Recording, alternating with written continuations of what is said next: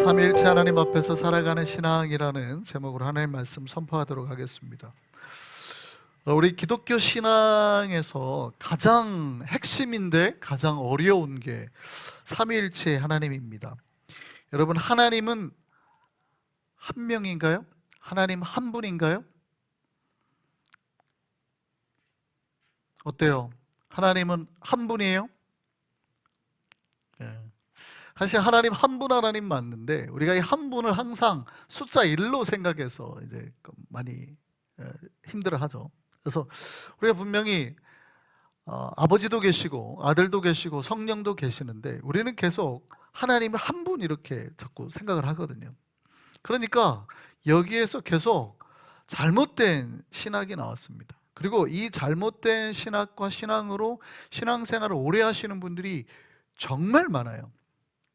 그러니까 정말 교회 와가지고 처음에 우리가 하나님은 한 분이시다, 하나님 한 분이시다 자꾸 이렇게 가르치다 보니까 진짜 자기 머릿속에 숫자를 1로 세워놓고 계속 하나님을 한 분 이렇게 자꾸 이렇게 만들죠. 그래서 우리 신앙을 계속 왜곡합니다. 그러니까 기도할 때 하나님한테 기도하지 않고 만약에 예수님한테 기도를 한다거나 성령님께 기도를 하면 죄를 짓는 것 같아요. 그런 적 없어요?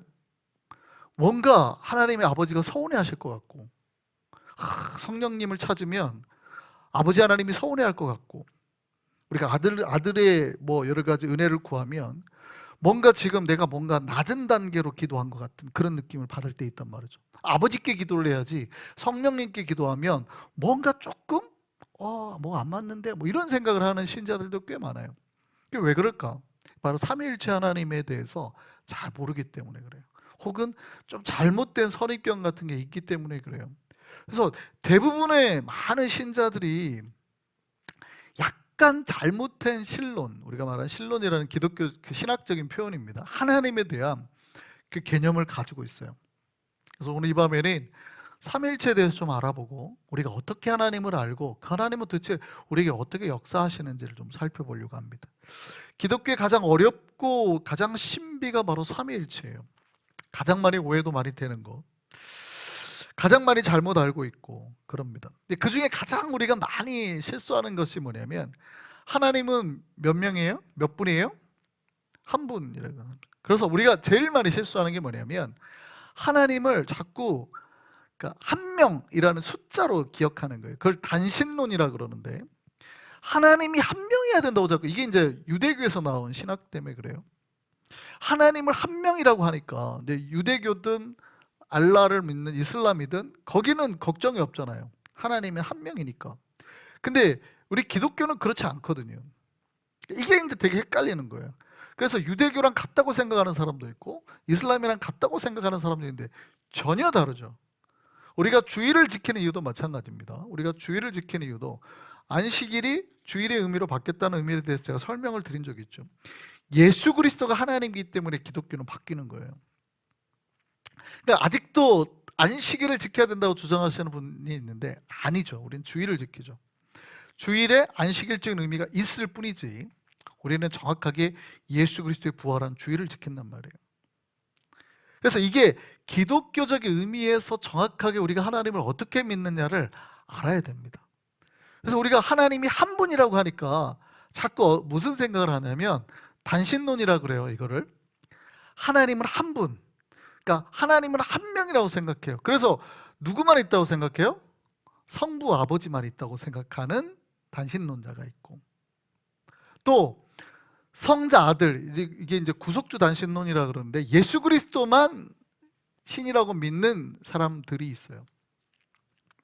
혹은 성령 단일신론이라 그래가지고 이것만 믿는 사람도 있습니다. 그래서 굉장히 잘못된 거죠. 그래서 단일신론을 자꾸 믿기 때문에. 근데 가장 많은 단신론은 누구냐면 성부만 계신다라고 믿는, 신만 있다고 생각하는, 여기에서 많은 삼위일체 이단들이 이제 많이 파생하게 돼요. 많이 파생하게 됩니다. 그 이제 단일신론 중에서 우리가 이제 제일 많이 아는 이제 다른 이건 군주신론이라고도 하는데 역동적 군주신론이라 그래가지고 우리가 제일 많이 쓰는 게 있어요. 제일 많이 쓰는 게 뭐냐면 바로 어, 아버지 하나님이 있는데 아들 하나님은 어때요? 이 양자론이라고도 하거든요. 하나님의 아들이긴 한데 예수께서 세례를 받을 때 하나님께서 예수를 받으셔서, 아버지께서 아들 예수를 받으셔서 거룩하게 하셔서 하나님의 아들로 삼아주셨다, 이렇게 생각하는 게 있어요. 그러니까 아들은 정말 아버지와 유사하긴 해. 거의 신에 가깝긴 한데 신은 아니에요. 굉장히 유사하긴 해요. 그러니까 이제 그 그림으로 그리면 어떻게 돼 있어요? 우리가 삼위일체 신학에서 제가 뒤에 설명하겠지만, 아들은 아버지에게 나오고 성령은 누구에게서 나오고? 성령은 누구에서 나오고? 모르세요? 성령도 아버지에게서 나오고. 그런데 원래 그랬다가 나중에 이 캐톨릭 쪽에서는 이제 동방과 서방과 우리가 나눠지게 된 계기가 이제 그것도 있어요. 성령이 어디에서 나왔냐? 그래서 서방 캐톨릭에서는 그리고 아들로부터 또 나왔다, 이렇게 주장을 하죠. 그리고 이제 우리가 뭐 세계사 시간에 역사 이렇게 웨스턴 히스토리를 우리가 많이 공부할 때 배웠을 거예요. 그 필리오께 논쟁이라 그래요. 필리오께가 바로 라틴어로, 필리오가 아들이란 뜻이죠. 깨는 엔드란 뜻이고. 그래서 아들, 그리고 아들로부터, 그러니까 서방은 성령이 아버지로부터 나오고 그리고 아들로부터 나왔다라고 주장을 하죠. 근데 동방정교회, 우리가 말하는 오소독스 처치는 아직도 그거를 인정하지 않죠. 그래서 아니, 성령은 아버지로부터 나왔다, 이렇게 합니다. 이게 이제 동방과 서방이 분리되게 되는 신학적인 이유 중에 하나예요. 다른 사건도 있지만.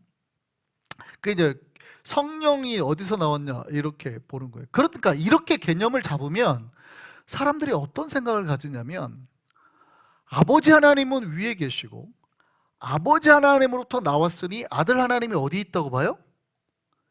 이게 밑에 있다고 보는 거예요. 성령님은 더 밑에 있다고 보는 거예요. 그러니까 어떻게 생각하냐면, 아버지 하나님한테 기도를 해야지 들어줄 것 같고 아들 하나님이나 성령님 하나님한테 기도하면 뭔가 우리가 일명 슬랭으로 약발이 잘 안 먹힐 것 같은 거죠. 그러면 아버지 하나님이 서운해할 것 같다는 거죠. 이게 이단이죠, 이단. 이거 이단이에요. 근데 이렇게 생각하시는 분들 꽤 많아요. 이게 이제 예수가 아들이라고, 정말 신성이 있긴 하지만, 신성에 가깝긴 하지만 하나님은 아니다. 정말 하나님과 같은 신성이 있긴 하지만 하나님은 아니다. 이거를 하나님하고 동일 본질이 아니라 유사 본질이라 그래요. 그래서 이게 나중에 이 아리우스라는 유명한 감독이 이거를 주장을 했는데, 이 아리우스가 결국 이단 정죄를 받죠. 이게 여러분이 아실지 모르는데 기독교 역사에서 세계 공의회가 몇 번 있었습니다. 개신교에서는 보통 5차까지를 많이 인정을 하는데, 1차 세계 공의회가 니케아에서 일어났어요. 뭐 때문에? 이 사건 때문에. 예수가 성부랑 동일한 존재냐? 그 약간 밑에 있는 유사한 존재냐? 우리 신학적으로는 동일 본질이냐? 유사 본질이냐? 이거 갖고 붙은 게 세계 1차 공의회예요. 그러니까 삼위일체 신학 때문에 세계 교회가 모여서 회의를 하게 된 거죠. 근데 교회에서는 뭘 선택했어요? 예수는 하나님이다라는 걸 선택하게 되죠. 그게 기독교 교회가 선택한. 그래 아리우스는 이제 이단 정죄 받고 갑니다. 물론 나중에 굉장히 신학이 다시 보완되고 해서 이제 나오게 되긴 합니다만, 놀라운 거는, 제일 중요한 건 예수가 하나님 아래에 있지 않다는 거예요. 삼위일체 신학에서 우리가 가장 중요하게 생각해야 되는 건 뭐냐면, 아버지가 여기 계시는데 예수가 절대 밑에 있지 않다라는 거예요. 이거를 역동적 군두신론이라 그래요. 잘못된 신학이라는 겁니다. 지금 제가 잘못된 삼위일체 교리에 대해서 말씀을 드리는 거예요. 바른 삼위일체 교리는 어떻게 해요? 예수가 성부와 동일하다는 거예요. 성령님도 동일하다. 이게 그분의 격이 동등하다라는 거예요. 그래서 여러분, 첫 번째 조심해야 될 게, 숫자 1에 우리가 현혹되면 안 돼요. 숫자 1에. 그래서 자꾸 아버지 하나님이 신이고 나머지는 다 부로 붙어 있는 것처럼 생각하면 안 돼요. 그 다음에 가장 많이 목사님들이 삼위일체 하나님을 설명할 때 잘못하는 게 뭐냐면, 이것도 군주신론 중에 하나라고도 말하는 분이 있는데 양태신론이라고도 하죠. 양태적 군주신론이라고도 말하는 분도 있는데, 뭐냐면 하나님은 원래 한 분이야. 그래서 우리가 이 라이스로 목사님들이 가장 많이 설명해요. 원래 빛이 있는데 빛이 여기 들어오고 뭐 여기서 밝게 비치는 거는 뭐 전구는 예수고 뭐 빛은 그 따뜻함은 성령이고 뭐 이렇게 표현하는 분이 있잖아요. 이게 가장 삼위일체 신학에서 하지 말라는 설명이거든요. 그게 무슨 얘기냐면, 원래 하나님은 한 분인데 창조 때는 창조의 아버지의 모습으로 오셨고, 신약 때는 예수 그리스도의 모습으로 오셨고, 오늘날에는 성령님의 모습으로 오셨다.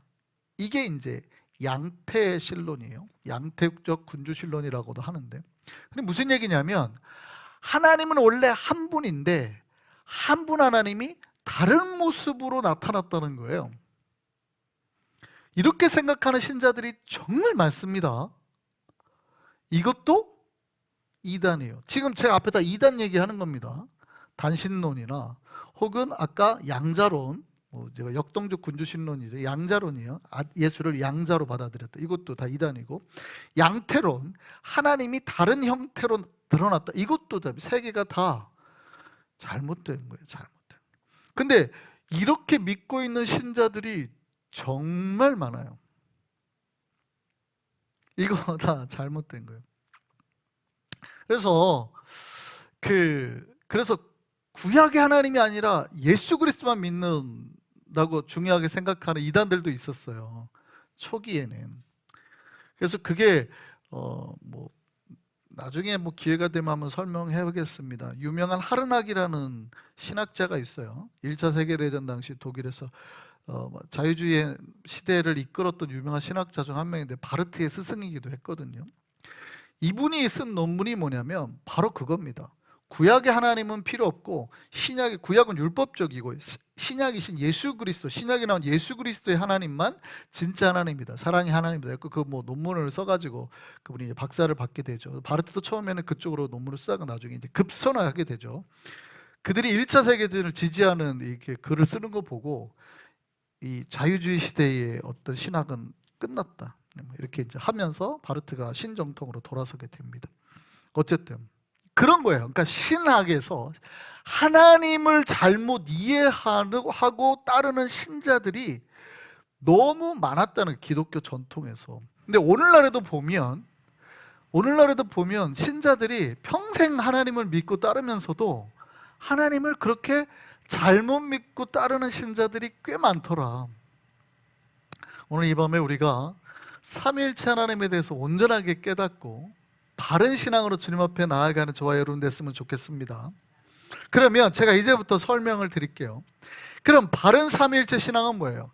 자, 성부에게서 성자가 나오고 성령에게서, 우리는 이제 캐톨릭에서 종교개혁했기 때문에 우리는 이제 성부와 성자로부터 성령이 나왔다 이렇게 인정을 하죠. 어쨌든 개신교는. 자, 그런데 어쨌든 그러면 우리는 어떤 느낌을 가지냐면, 어쨌든 아버지가 아들보다 좀 더 나은 것 같다는 막연한 그런 생각이 있단 말이죠. 그래요? 자, 아들이 아빠보다 부족해요? 그렇게 말하기 애매하지. 내가 아버지부터 태어났지만 내가 아버지보다 부족해? 그래요? 그렇지 않아요. 절대 그렇지 않아요. 이게 나왔다고 생각하니까 마치 하위 개념처럼 생각되는데 그렇지 않아요. 완벽한 하나님이시단 말이죠. 내 아들이 나보다 부족해요? 내 딸이 나보다 부족해요? 아니에요. 그도 완벽한 존재죠. 그래서 하나님에 대해서 말할 때는 하위 개념이 아니라 삼위일체 제일 중요한 게 성부 하나님, 성자 하나님, 성령 하나님의 격이 똑같다. 위격이라고 하죠. 인격이라고도 표현하는데 인격하면은 사람과 같아서 보통 위격이라고 보통 표현을 하죠. 그래서 이 세 분의 격이 절대 수직적이지 않고 동등하다라는 거예요. 그러면 삼신론이 아니냐 이렇게 이제 헷갈리는 거예요. 그런데 이 세 분이 존재하는 방식이 어떻게 존재하는 거예요? 그럼 우리가 믿는 신은 세 분이냐? 세 분처럼 보일 수도 있는데 이 세 분이 존재하는 방식이 어떻게 보인다는 거예요? 마치 한 분이 거하시는 것처럼 존재한다는 거예요. 그게 상호 내주, 상호 침투라는 표현을 씁니다. 그래서 인간의 눈으로 봤을 때는 마치 세 분이 한 분처럼 보일 때가 있어요. 이게 기독교의 신비입니다. 신비.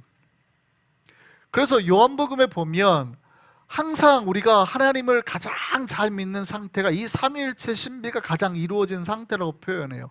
요한복음 15장에 뭐라고 그래요?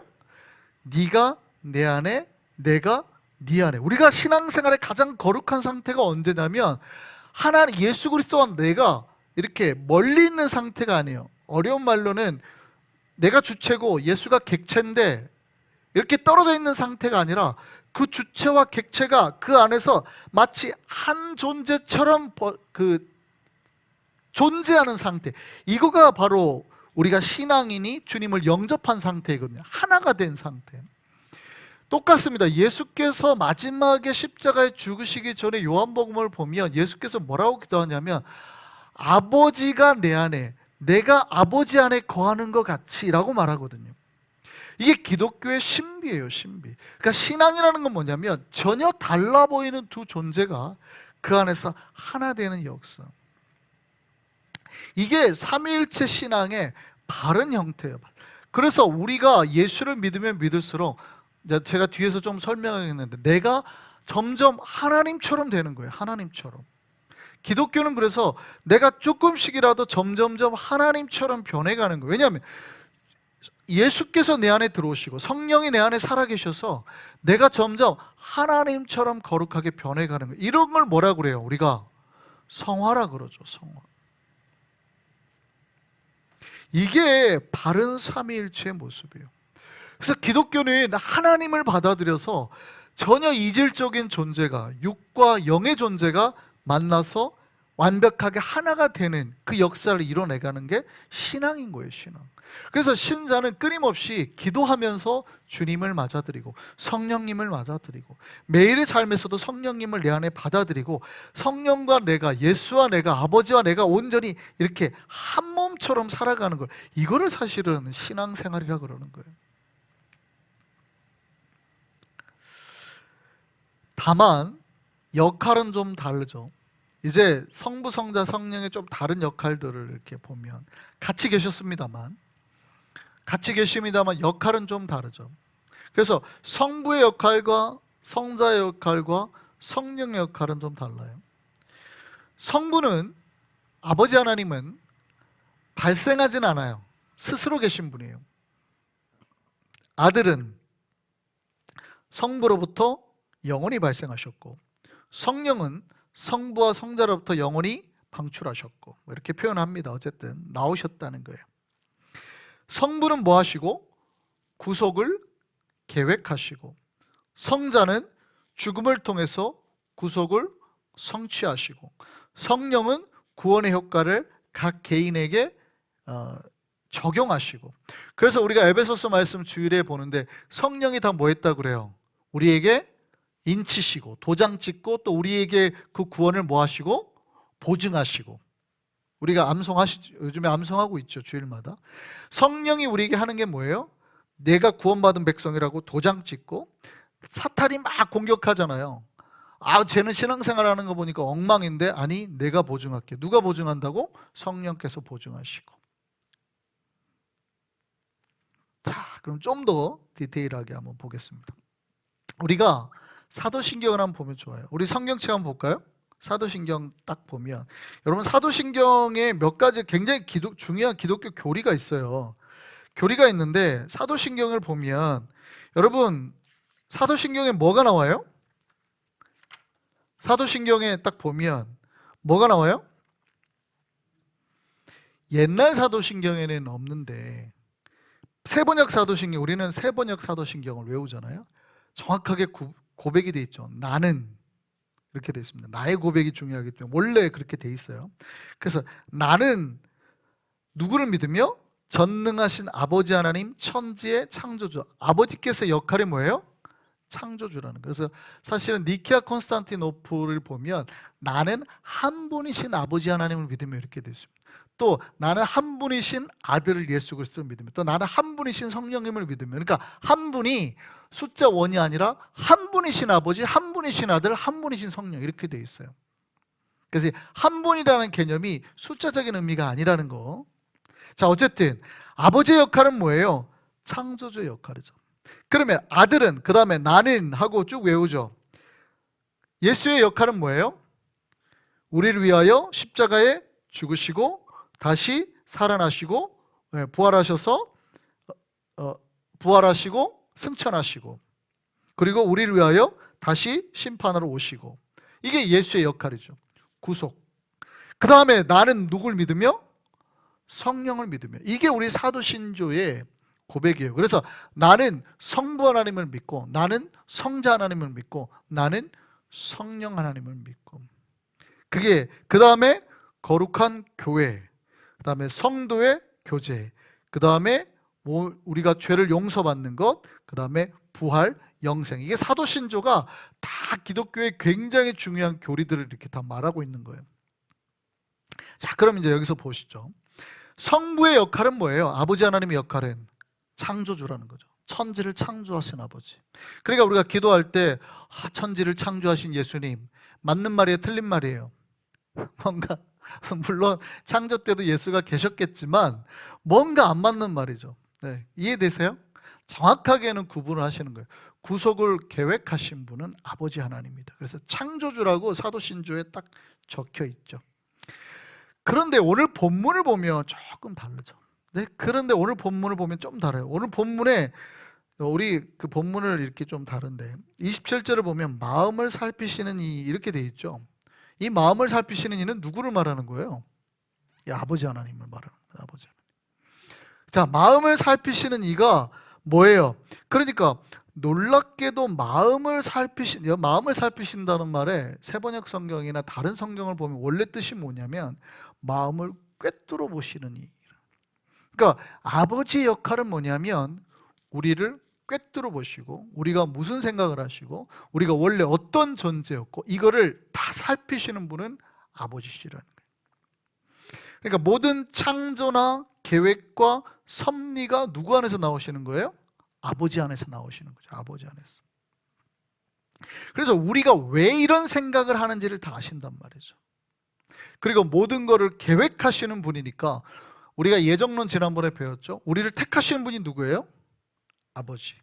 우리를 부르신 분도 누구예요? 아버지. 우리를 의롭게 하시는 분도 누구예요? 아버지. 우리를 영화롭게 하시는 분도 아버지. 예. 물론 우리가 삼위일체 하나님이 같이 하시지만 조금 더 우리가 디테일하게 나누면 그런 거예요.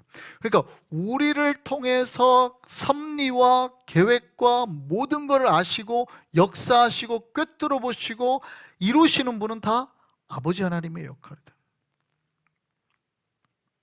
그러면 성자의 역할은 뭐예요? 아들 하나님의 역할은 뭐예요? 여러분, 사도신경에서 가장 많은 내용을 담고 있는 부분이 누굽니까? 예수 그리스도에 대한 내용이죠. 사실은 성부 하나님은 한 줄이에요.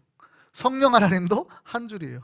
모든 고백은 예수 그리스도. 우리가 기독교 신학에서는 성부론이 있고 신론이라 그래요. 신론, 그다음에 성령론이 있고, 그런데 제일 많이 차지하는 게 구원론이에요. 우리가 예수 그리스도론이라고도 하죠. 구원론이라고. 이게 제일 복잡하고 제일 깁니다. 다음에 이제 구원론은 제가 한번 언제 말씀을 드리겠지만 제일 복잡하고 제일 길어요. 그런데 우리가 다 아는 내용이에요. 예수께서 이 땅에 오셔서 우리를 위해 죽으시고, 또 부활하시고 승천하셔서 재림하실 거다. 물론 좀 우리의 신앙과는 복잡할 거지만 그게 우리가 다 아는 내용이에요.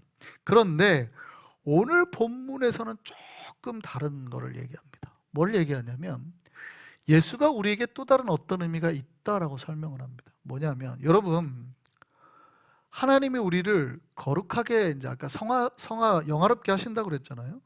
근데 우리를 어떻게 하는 게 영화로운 거예요? 어떻게 변해야 우리가 영화로워지는 거예요? 영화의 기준, 영화의 표준이 뭐예요? 누구처럼? 누구처럼? 우리 그래서 하나님 하면 헷갈려요. 성부 하나님인지 성자 하나님인지 성령 하나님인지 헷갈리니까 오늘은 이제 삼일체 신학에서 좀 나누어서 우리가 공부하고 있으니까 어느 하나님처럼? 성자 하나님처럼. 오늘 본문을 보면 그래서 아버지께서 그 아신 자들을 어떻게 하기 위해서 미리 정하셨대요? 우리를 택하신 이유가 어떻게, 목적이 뭐래요? 그 아들의 형상을 본받게 하기 위하여 미리 정하셨나니. 그러니까 우리를 하나님이 예정하신 이유, 하나님이 우리를 택하신 이유, 하나님이 우리를 부르신 이유가 뭐예요? 목적이 성화를 이루기 위함이라는 거예요. 거룩하게 만들기 위함이에요. 근데 거룩한 거 기준이 누구라는 거예요? 아들처럼 예수 그리스도. 그래서 이렇게 돼 있어요.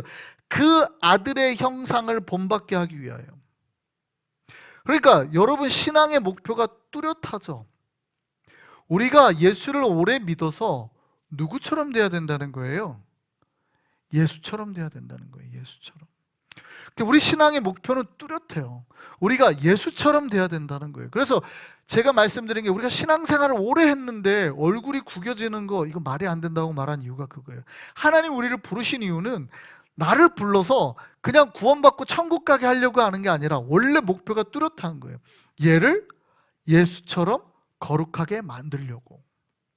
이게 우리를 부르신 목적이란 말이죠. 그래서 우리가 점점 신앙생활을 통해서 예수님의 형상을 본받고 닮아가야 되는 거예요. 내가 신앙생활 하면 할수록 예수께서 우리 안에서 나와야 된다는 얘기입니다. 할렐루야. 우리가 점점 예수님처럼 닮아가고 누가 우리의 내면을 마음을 열어보면 우리 마음에서 예수 그리스도께서 얼굴을 내미는 역사가 일어나기를 소망합니다. 누군가 우리의 마음을 열었는데 그 마음에 뭐가 있으면 안 돼요? 마귀의 역사가 있으면 안 되고 정말 썩어질 것 혹은 미움이나 질투나 이런 게 있으면 안 돼요. 누군가 우리의 마음을 열어주면 다 그 안에 누가 있어야 돼요? 예수께서 얼굴을 내밀어야 된다. 그렇게 거룩하게 변하는 저와 여러분 되기를 소망합니다. 예. 세 번째, 그러면 성령님은 어떤 역할을 하시는 거예요? 성령님은 위로자. 그 이름 뜻 자체가 그냥 위로자예요. 파라클레토스가 성령님을 말하는 거죠. 그 뜻 자체가 위로자, 보호자, 돕는 분, 뭐 이런 뜻이에요. 그러니까 성령님의 역사 자체가 우리를 위로하고 우리를 돕고, 에베소서 말씀에 봤듯이 우리가 구원받은 백성임을 뭐하고? 인정하고 도장 찍어주고, 또 걱정하지 마, 내가 너를 보증해 줄게, 내가 너를 담보해 줄게 라고 말하는 분이 누구예요? 성령이란 말이에요. 우리가 때로는 신앙을 잘할 때도, 신앙생활을 잘할 때도 있지만 못할 때도 있어요.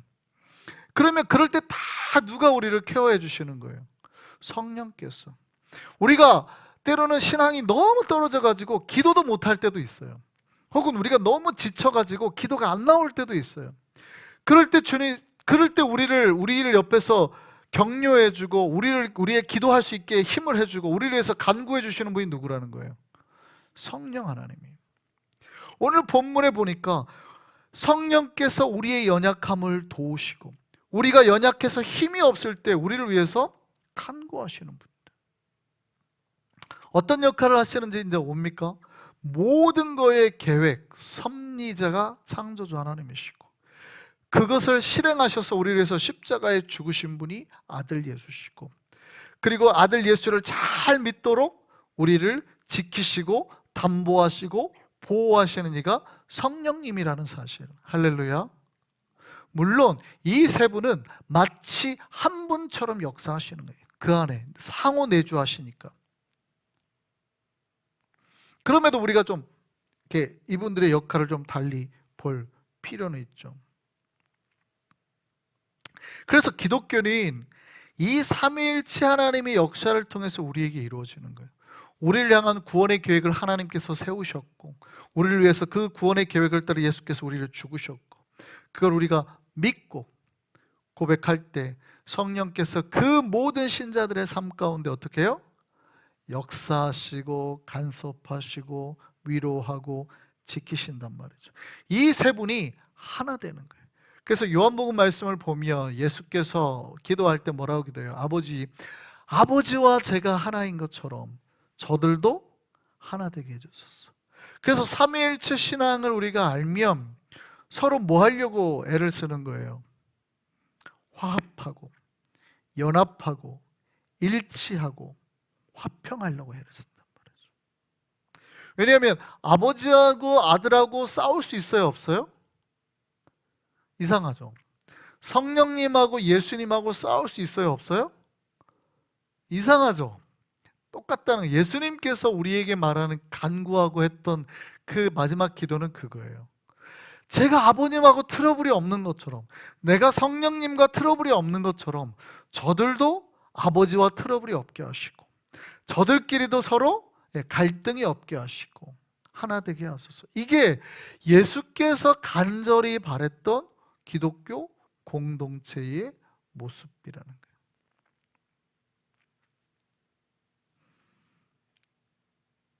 우리 안에서 그 역사가 일어나기를 원합니다. 사탄은 그럼 뭘 제일 싫어할까요? 사탄은 바로 이 역사, 이 삼위일체 신비가 교회 안에, 성도 안에 일어나는 것을 사탄이 제일 싫어해요. 그래서 하나님께서 만든 두 개, 직접 만든 공동체가 있다 그랬잖아요. 두 개가 뭐예요? 하나는 가정이고 하나는 교회라 그랬잖아요. 그러니까 사탄이 제일 열심히 하는 게 뭐냐면, 우리 계모임이 아니에요, 학교가 아니에요, 가정과 교회를 나누기를 원해요. 사탄이 하는 게 그거예요. 계속 싸우게 만들고, 가정을 싸우게 만들고, 교회를 싸우게 만들고, 이게 사탄이 하는 거예요. 계속.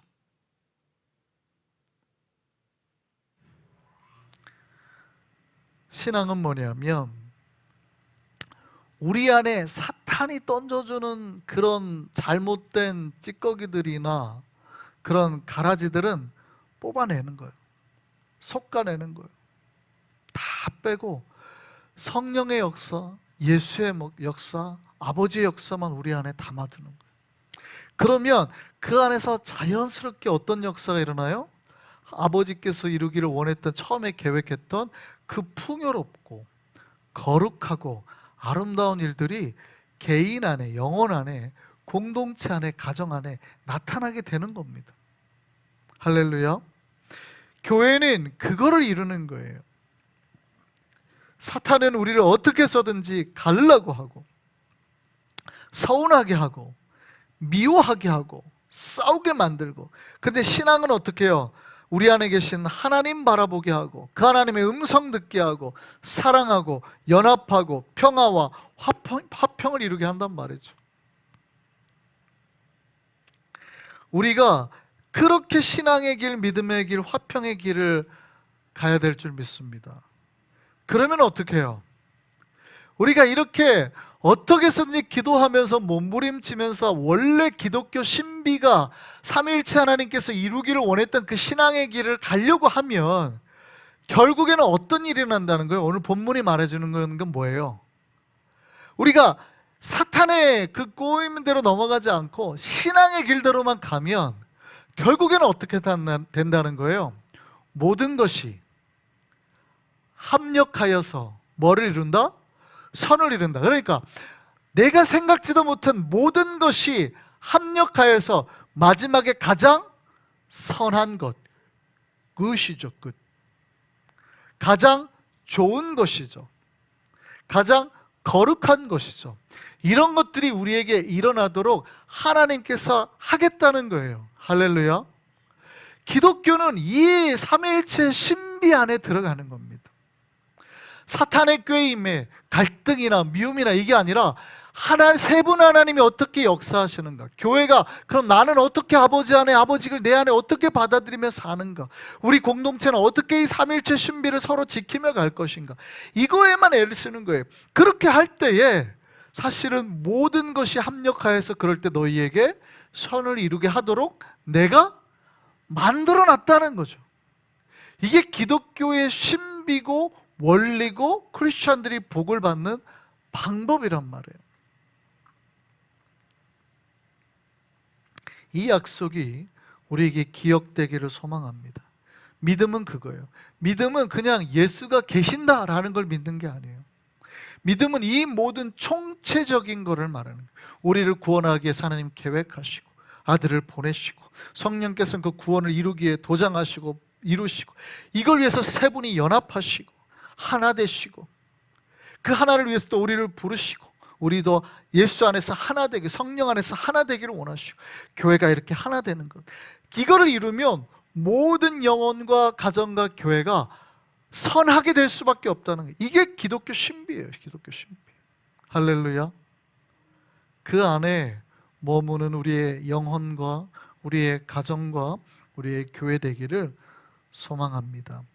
이 약속이 우리에게 기억되어서 믿음 안에서 주님 안에서 성령 안에서 모든 것이 합력해서 선으로 우리에게 돌아오게 되기를 소망합니다.